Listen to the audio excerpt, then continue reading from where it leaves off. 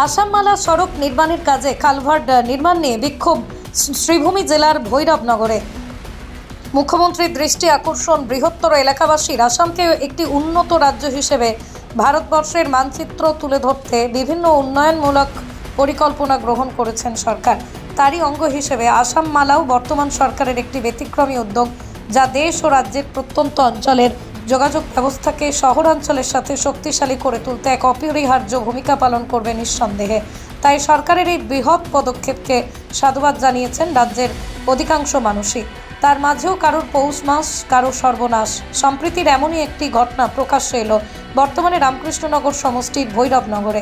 ঘটনার বিবরণের প্রকাশ, আসামমালা সড়ক নির্মাণের ফলে ভৈরবনগর সহ 3টি গ্রাম ও হাট বাজার, দোকানপাট, বসতবাড়ি, শিক্ষা প্রতিষ্ঠান সহ অন্যান্য বিভিন্ন সরকারি কার্যালয় সমূহ বর্ষার মৌসুমে এমনিতেই জলমগ্ন হয়ে পড়ে, কেননা জল নিষ্কাশনের কোনো সুব্যবস্থা নেই বলে।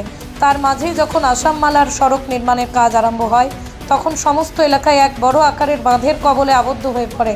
আর বর্তমানে আসামমালা সড়ক নির্মাণে যদি জল নিষ্কাশনের জল উপযুক্ত পরিকাঠামো বিবেচনা না করে সাধারণ কালভার্ট নির্মাণ করা হয়, তাহলে এই বর্ষার মৌসুমে মাস জলমগ্ন হয়ে থাকবে এলাকার 3টি গ্রামের সাধারণ মানুষ সহ স্কুল কলেজের সহ বিভিন্ন সরকারি কার্যকারী।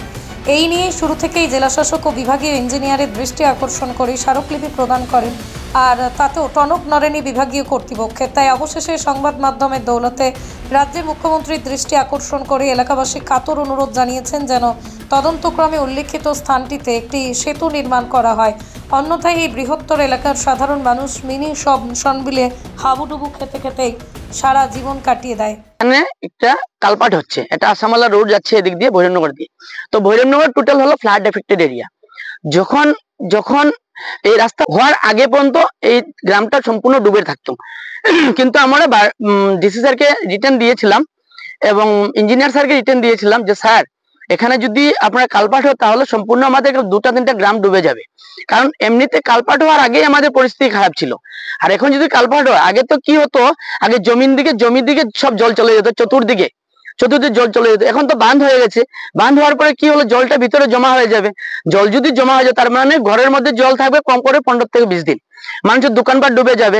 এখানে এরকম ফ্লাড হয়, যদি রাত্রেবেলা পাহাড়ের জল নামা দেখেন ভয় পেয়ে যাবেন। এরকম জল হয়, বাজারের মধ্যে যদি কেউ দাঁড়ায় তাহলে কারেন্টের জলের স্রোতের মধ্যে দাঁড়াতে পারবে না, এরকম পরিস্থিতি হয়। আরো সমস্যা হলো কি, এখন যদি এখানের মধ্যে কালভার্ট হয় তাহলে আমরা জানবো যে আমাদের ভবিষ্যৎ সম্পূর্ণ অন্ধকার হয়ে যাবে। এখানে 90% ভোটার হলো বিজেপি, আমাদের গভর্নমেন্ট চলছে, আমরা কমপ্লেনও করেছি। তারপরে কালকে আসামমালার ইঞ্জিনিয়াররা এসে দাঁড়িয়ে এখানে কালভার্ট বানানোর চেষ্টা করেছিলেন। তখন আমরা গ্রামের লোকেরা বেরিয়ে ওনাকে বলেছি আপনারা কালভার্ট বন্ধ করুন, আমরা আপনাদের অ্যাডমিনিস্ট্রেটিভের সঙ্গে আমাদের কথা হয়েছে, ইঞ্জিনিয়ার সঙ্গে কথা হয়েছে, ইঞ্জিনিয়ার স্যারের সঙ্গে।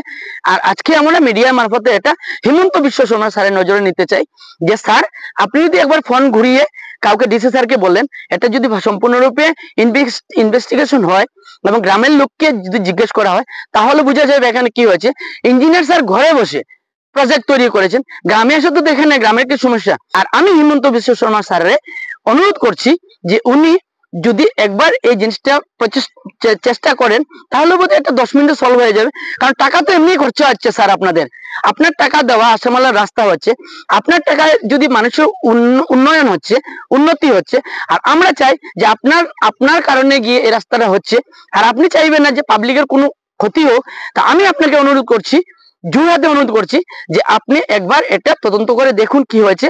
আর যদি এখানে স্যার কালভার্ট হয়, আপনি জানবেন প্রত্যেক মানুষ কিন্তু ভুক্তভোগী হবে, 1-2টা গ্রাম না, কয়েকটা গ্রাম ভুক্তভোগী হবে।